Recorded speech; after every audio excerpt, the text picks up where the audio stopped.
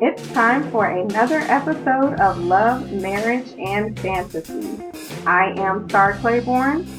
And I am Anton Leonard Claiborne. And we are your global relationship strategists. We live our marriage on the guided principle, no one or no thing.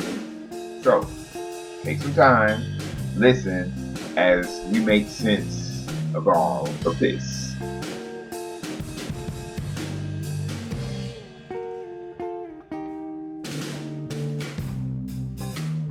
All right, in this episode titled, Do You See Yourself in Them? We're going to talk about building a team for your success. Do best friends really exist? And we're going to cover the idea of having copies of yourself for your personal growth.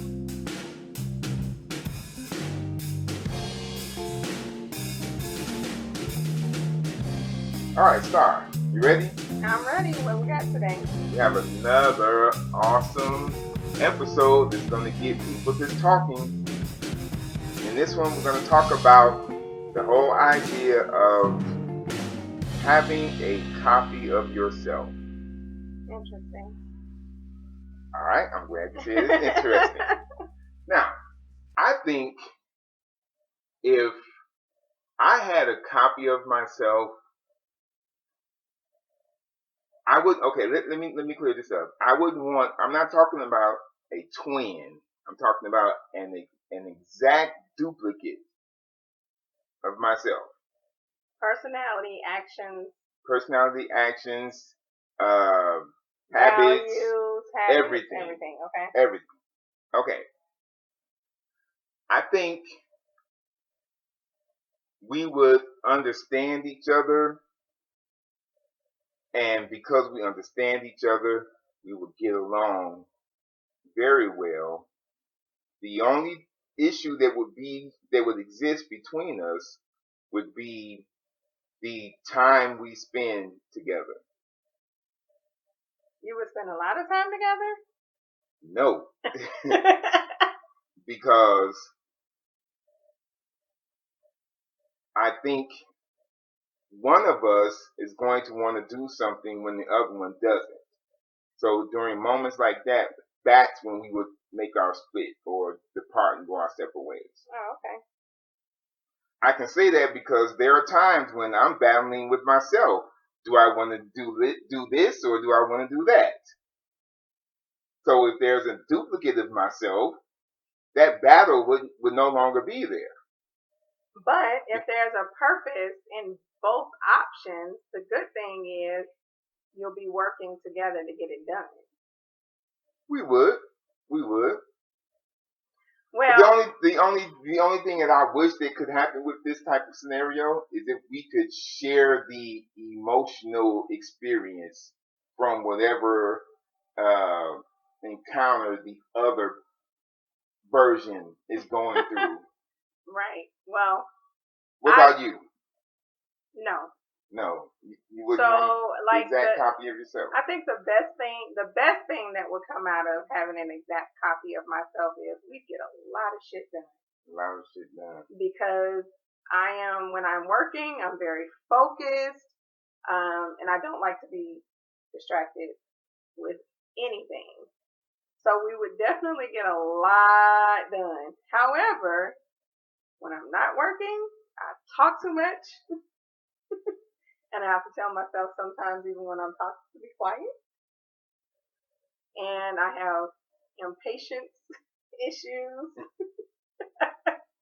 So you would be, the two of you would be sitting around talking, and then one of you would have to try and talk each other into getting up and getting something done.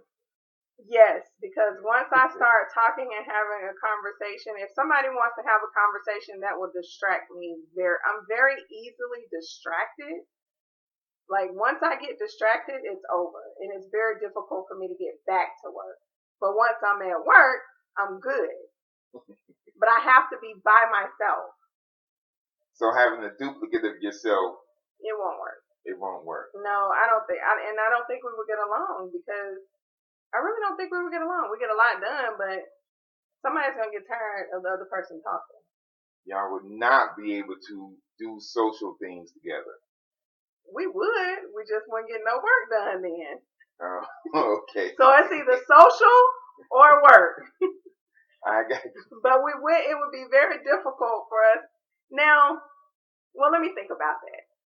There are times. Okay, it's not a twin.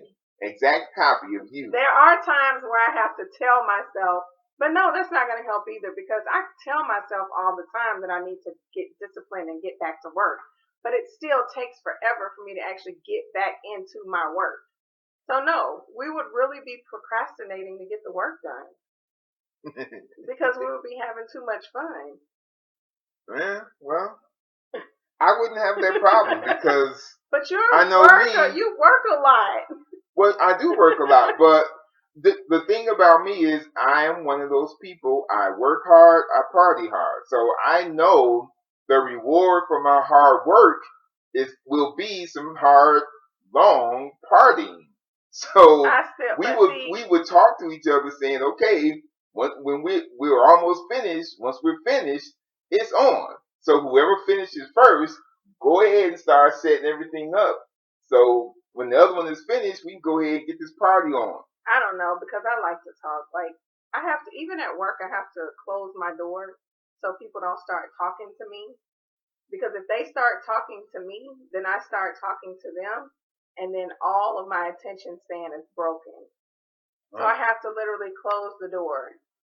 I mean, even here, I do better when I'm behind the closed door. As soon as I get out there with you and the kids, I can't get anything done. That is a fact. It's difficult for you to get work done when you're out there with the rest of the family. So then, this leads me to asking the question. Why is it people will make this statement? If I just had another me, I'd be able to get a whole lot more done. Or if I had somebody like me that I was dating, I'd be a happier person. I mean, if I had somebody like me that I'm married to, I'd be happier. Because a lot of people they only think about the actionable parts, not the mental part of it. The actionable part, right? Okay. So, when they're thinking about having that duplicate person, it's like, oh, I gotta go wash clothes today, I gotta go cook, I gotta go put gas in the car, I gotta go to work, I gotta go pick up the kids, I have to go make sure the kids have a bath, I have to do all these things. So to them, they're just looking at the physical action. Yes, again, same for me. If I had someone that could do everything that I do, that would be great. But I don't want them talking to me. Because if they talk to me, we're not going to get anything done. So having that duplicate person of myself that knows how to get shit done, yes. We get it done a lot faster, and then we can go talk and play, right? Okay. So don't talk to me while you're doing it. So when people say they want a duplicate of themselves, that's just them thinking about the physical side of it. But that's not ideal because it's really the opposites that are trying, right? Yes, but however, the thing about that saying is the other part of it, and that other part is doesn't mean they're going to remain together. Opposites attract, but they're not going to remain, together. Because when you decide to bring someone else in your circle to achieve as much as you do, you have to think about the mental capacity too. Yes, you do. That's why. That's one thing that I think that's one thing many people don't consider is the mental side of it when they're thinking about having somebody who's exactly like them in their life, for their personal growth. They don't think about the emotional struggles that they themselves are going through. Oh yeah, I wouldn't be able to deal with you would have to deal with that, and that coming from that duplicate of yourself. So if you're not the person who's self-motivated, you're going to struggle dealing with a duplicate of yourself. Mm-hmm. Because while you're saying, okay, come on, you need to get up, they'll be saying, no, not right now. And then you'll find yourself arguing, trying to convince yourself, your other self, to actually get up and do something. Right. And I really think it could be a futile attempt, because that duplicate is going to respond exactly how you would respond. So you'll listen to what your duplicate is saying, and it will make sense to you. True. So, well. So yeah, this is something that people say often, but we know that they're really not thinking clearly when they're saying, if I just had another me, my life would be a whole lot better than it is. Right. But what about so this brings me up to the second part of this discussion. What about when we're looking at our best friend? Because we always say, my best friend is so much like me, or we got a lot in common, or we do a lot of the same things. That's almost the same as having that duplicate of yourself. But again, I think that is still, that still relates to a lot of the physical aspects. We do a lot of the same things. I think emotionally, I think best friends emotionally, when you look at the emotions of best friends, I think it's more so of being able to just be there for that person. Because I cannot recall I can't recall right now in my head any best friend that I've ever had that emotionally responds the same way that I do. I would agree with you to. I think we just keep each other sane. I think emotionally, the best friends understand you. Right. They may not react the same way that you would, but they understand why you are reacting emotionally the way that you are. Right. And when you say understand, I think again that comes down to, okay, everyone responds to things in a certain manner. Yes. But a lot of times it's based off of how you're feeling in the moment. So you have a best friend. I'm trying to make sure I can explain this correctly. You have a best friend that's over here. When you get heated in the moment and you're angry and you start flaring up, they understand why you're responding in that manner, but they're there to cool you down. Right? Yes. But that best friend may be the best friend that's angry. Doesn't matter. Ain't nothing you can do to calm them down until they're ready. Well, usually, and I'm speaking from my experiences of me and my best friends, and then watching best friends in situations.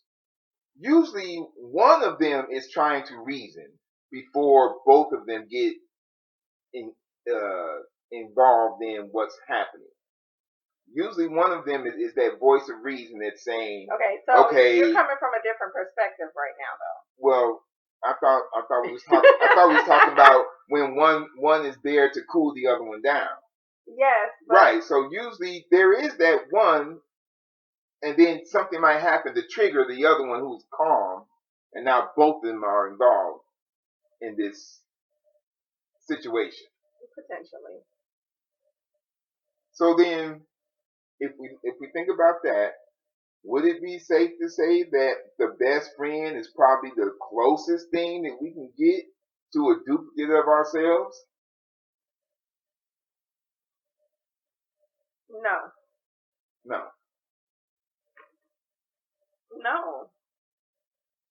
I think it is. I wouldn't, and this is no disrespect to my wife when I say this, y'all, but I don't think that your mate is a better duplicate of you than your best friend would be.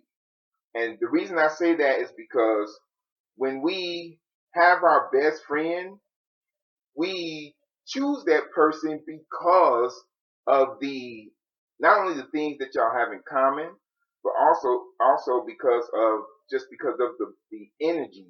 Let's just say emotions that are exchanged Right. between y'all. You know, I think it and just then depends. y'all tend to do things different than you would do with your mate.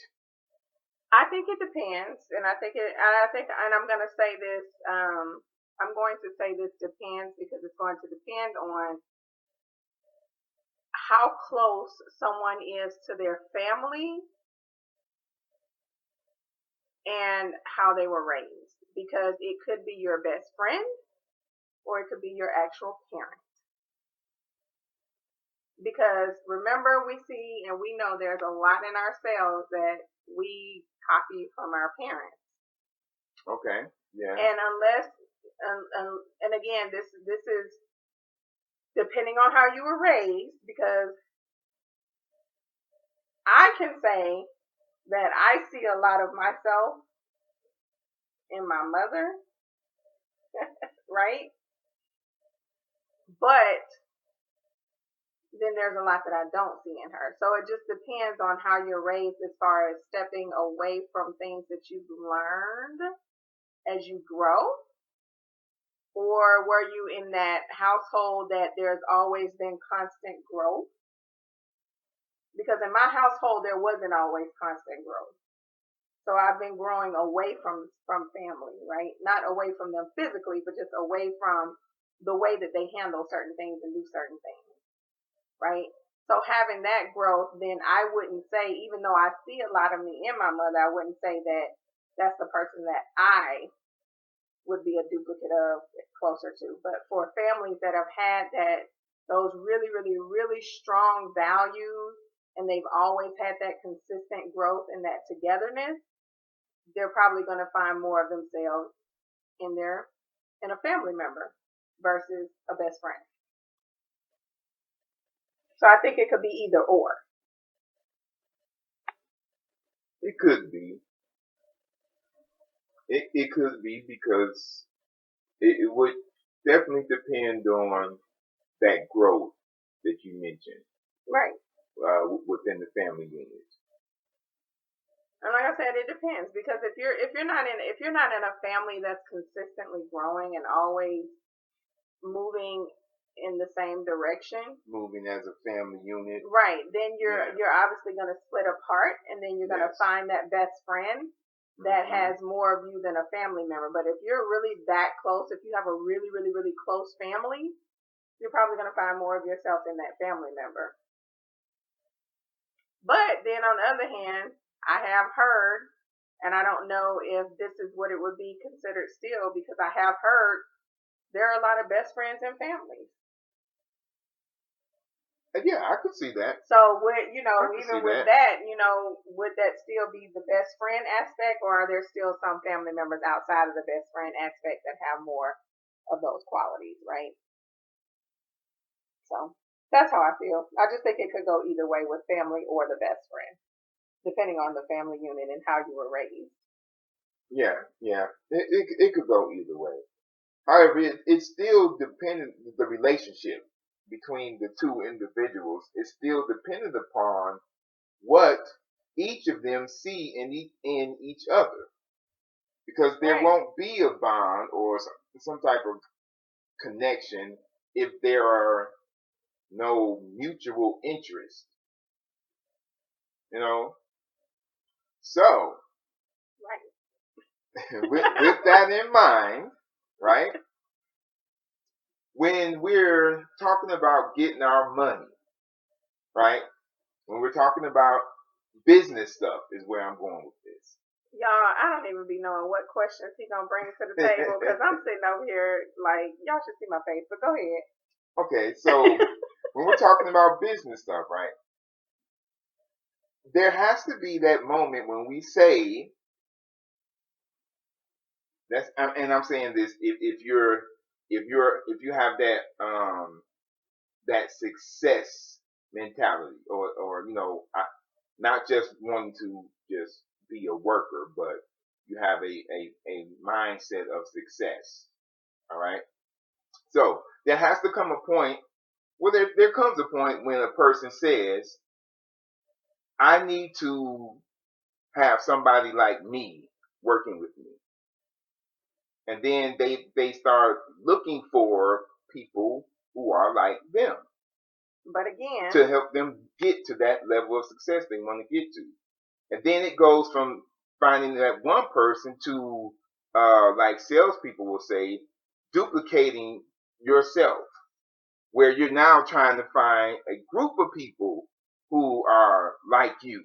But I think that's still miscommunicated. So then are you saying, because where I was going with this was, when a successful person starts to look for somebody like them, are they looking for themselves in that team member, or are they just looking for that one quality I think they're looking in that for, person? I think they're looking for certain qualities like the integrity factors and the physical. But I don't think What do you mean physical, like actions? Again, how hard will this person work? How hard will this person go for the goal and go for the team? And a lot of, well, I don't know if you probably have heard people say this. Okay, well, if you're on a team, look at yourself and say, would you want yourself on that team?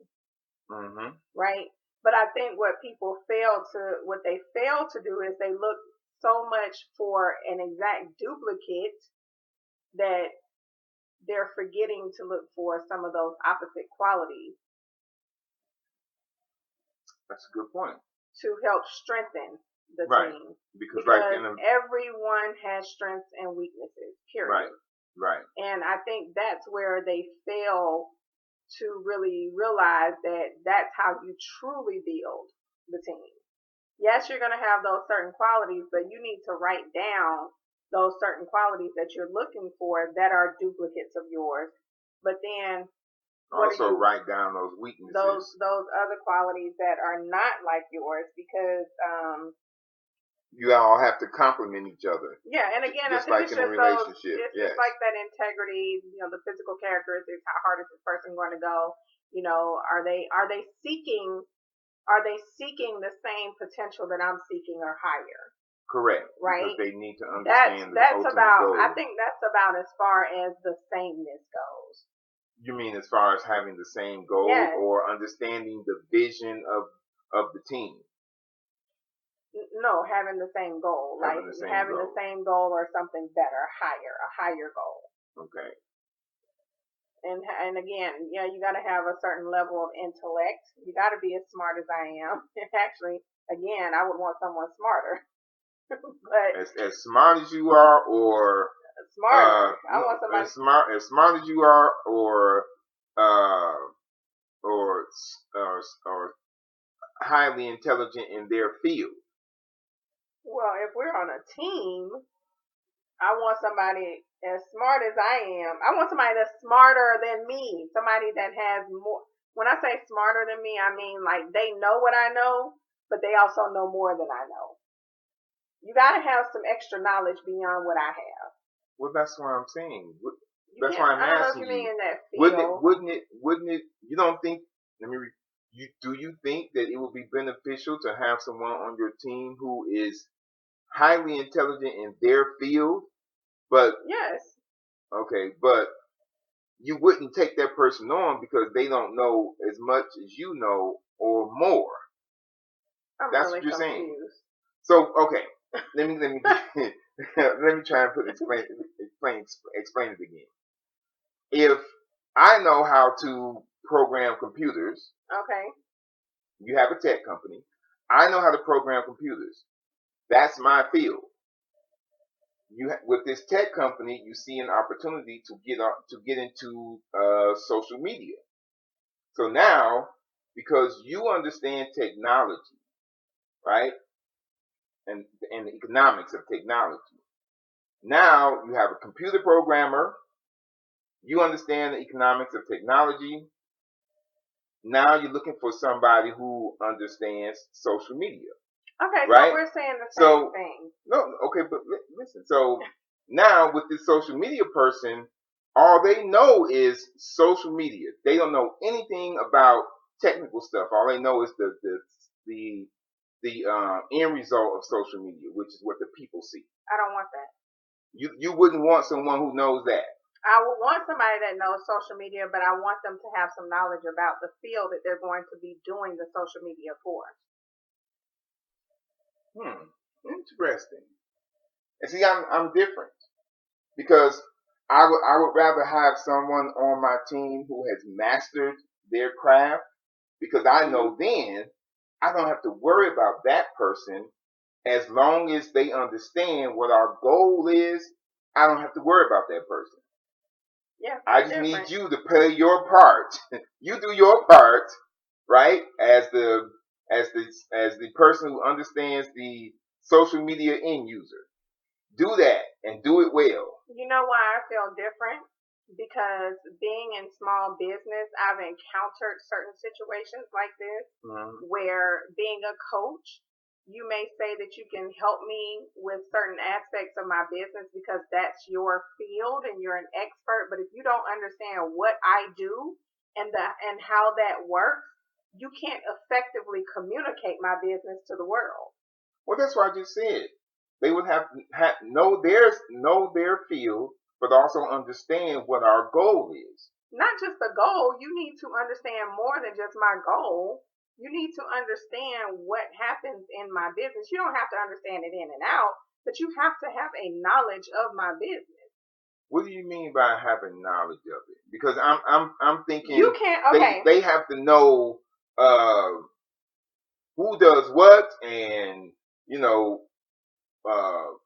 who to contact in this situation, and if you're social media, like that. If you're social media, and we're going to take the social media aspect. All right. If you're doing social media for a computer programming company and you have no knowledge of what computer programming is and how it works and what the benefits of it are and the different programs and things like that, how do you as a social media marketer effectively communicate what I have to the world? How do you do that? And I could be wrong because I'm not a social media person in this particular instance. But I feel like, yes, people who I work with, I need them to have some knowledge of my business and my industry. They need to have some knowledge of my industry. That's just the way I feel. Okay. But that's where the executives of your company come in, because the social media people should be able to communicate through the executives, because the executives understand how everything is connected. So they should be able to communicate to the executives, and then the executives take the information from the social media people and bring it to my people in computer programming and say, this is what the social media people are saying they need. Okay, but I'm still saying that you need to have a knowledge of my business. I'm not just going to bring you in. Okay, I think I see what you're saying. They don't need to understand everything, but they need to have a working knowledge. And I'll give you another example. Is that what you're saying? They need to have a working knowledge. I'll give you another example. Working in hospitality. I agree with you. I agree with you. Yeah, okay. I agree. Okay. They need to have a working understanding of it. I just thought you were saying they need to fully understand how everything works. No. Okay. No, not fully understand. Right. So, if taking on someone like that, would that be a particular quality of your personality that you would want to bring in? Of my personality? Yeah, as a technical person, technology person. I'm not a technology person, so. well, okay. So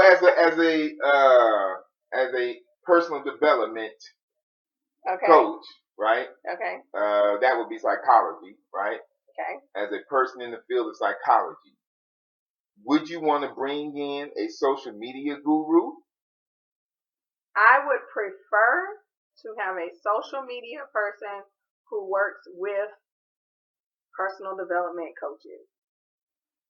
Or people in the counseling, therapy aspect. Someone who works solely with that industry versus you just being a social media guru for any and everybody. I can understand that. Yeah. I can understand that. yet in addition to that preference, they would also need to have some of your work habits, because Yes. we're still on Yes. the on the thread of They have to have some of looking my. at They have to have finding some of part my. of yourself in these people. They have to have some of my habits because they have to be able to know what the goal is, and they have to be passionate about the goal. It's not just me being passionate about the goal myself. They have to be just as enthusiastic about the overall goal too. Even though it may not have a direct impact on them, even though the impact may be indirect, right? It may or may not. I mean, we know it could affect their pockets if I'm hiring them. Yes. But the point is, it can have an indirect or direct impact. I want someone who's going to be just as passionate. When I go and work for someone or I go and do something for someone, I'm not so concerned about the direct impact to myself. I really, truly am genuinely concerned about the end result and seeing this end result come to life. I can understand that. I don't agree with it. I mean, but I can understand I'm not saying it, that I don't care about the direct impact to myself. I'm saying that's not my sole concern. Yes, I understand what you're saying. Okay. I was just, Okay, you disagree. That's cool. That All I disagree with that, but I do understand it. Okay. So then, we're still. Why do I feel like I'm being interviewed? We're still looking for parts of our personality. We are, but that's not what you should be doing when you're building your team. Well, I disagree. You should be looking for. That's not what you solely should be doing. Oh, okay, solely. All right, solely. Yes. Right. You have to look for people who have opposite qualities as yourself. Yes. Let's not even say opposite qualities. You want people who are strong where you're weak. It's just that simple. Yes, you want people who are strong where you are weak. Absolutely. Passionate about the end result, ready to go work. Passionate about the end result, and ready to build a team and be enthusiastic, motivated, and all that. Yes, because they will need to understand the workings of a team. Because if they don't understand that, no matter how many strengths they have and that support your weaknesses, they're going to fail in doing their part as a team member, because they won't understand the importance of do your part. That's all you have to do as a team member. Stick to the script. Do your part. Don't worry about what everybody else is doing. Do your part. There's a lot of people who don't understand that, and they're on very powerful teams, or what could be a powerful team, but because they don't understand how a team is supposed to function, they got their business. I mean, they got their nose off in everybody else's business. That then takes their attention away from what they should be doing. Wow, it sounds like... Unless you're done with what you're doing, and you should probably be concerned about the progress of the team.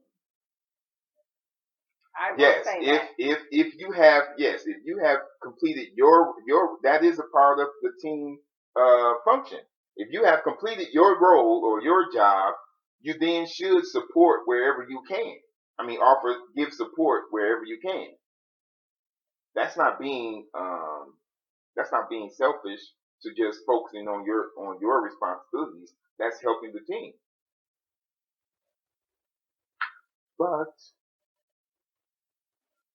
when it comes to personal development, I don't think that part is explained very well. So maybe this presentation will help people in being able to explain why they feel they want to have somebody like them in their life, either as a business partner or as a spouse. I think that we've given them some insight that will help them to explain the benefits of looking for a part of themselves in someone. All right, so I hope we have said something that will help make your life better. Are we good, Star? We're good. All right. We'll talk to y'all in the next Love, Marriage, Fantasy podcast. That wraps it up for another episode of Love, Marriage, and Fantasy. Be sure to subscribe to our YouTube channel at Claiborne Coaching. Download the podcast, Love, Marriage, and Fantasy, and look us up on Facebook at Claiborne Coaching. All right, so we'll see you next time.